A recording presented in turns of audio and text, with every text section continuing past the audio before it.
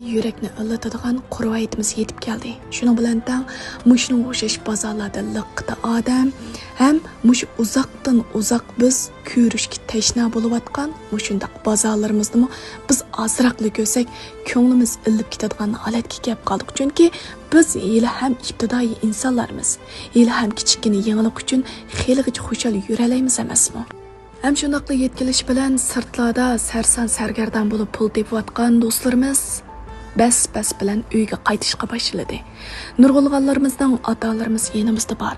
Yana nurg'ulg'anlarimizningki ota-onalarimiz yanimizda yo'q. Yetkeldi nurg'un odamlarning ko'ngli xushal-xuramliq to'ladi.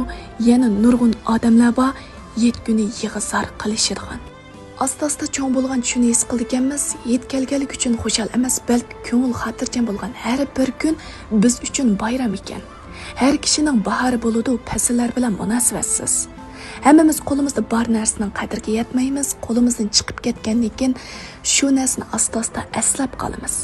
Amaliyotda hayotimiz shu qadar qisqa kinoki, talashqidek, kechirim so'rg'idek, azoblang'idek vaqtimiz yo'q.